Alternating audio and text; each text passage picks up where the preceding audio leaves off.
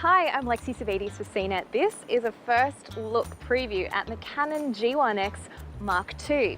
Now, Canon has had one previous attempt at the large sensor G series advanced compact camera.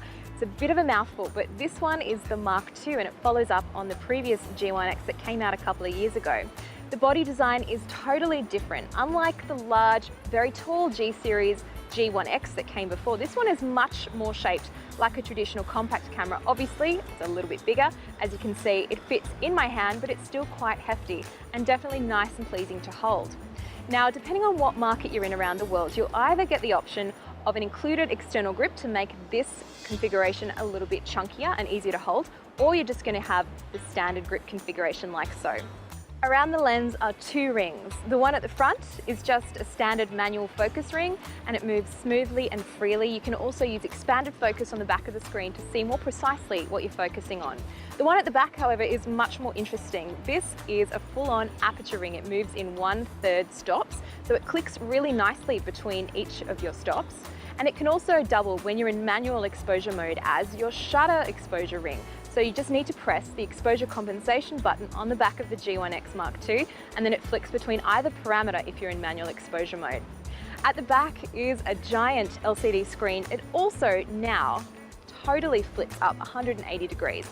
Now, even though the market for the G1X Mark II, I'm pretty sure is not the selfie crowd, it's still pretty useful to have nonetheless, and it can also tilt back and pivot on a hinge like so, which is really useful for some covert street photography if that's your particular style. It's nice and bright, high resolution, 1.04 million dots. It's also a touch screen, so you can get up close and personal with your images. There's a pop-up flash included too. At the top on the mode dial is a bunch of custom modes. There's also a dedicated movie mode, full PASM exposure control, full automatic mode, scene modes. I could go on, but you can find out more about those particular modes over on CNET. Also, the new thing about the G1X Mark II is NFC and Wi-Fi connectivity.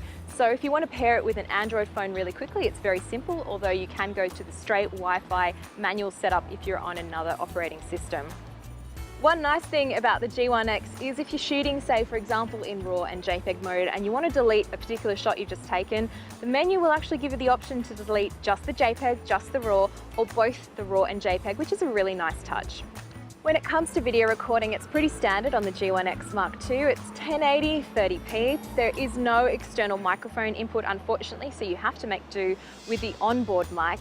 And there is no optical viewfinder. Now, this was a big selling point of the G1X. Now, as you move to the G1X Mark II, it's an electronic viewfinder, which is a separate extra purchase. However, I'm pretty sure if you're the target market for this camera, you're definitely going to want to buy that extra electronic viewfinder. This has been a hands-on first look at the Canon G1X Mark II. Make sure to stay tuned to CNET for the full review pretty shortly. I'm Lexi Savides.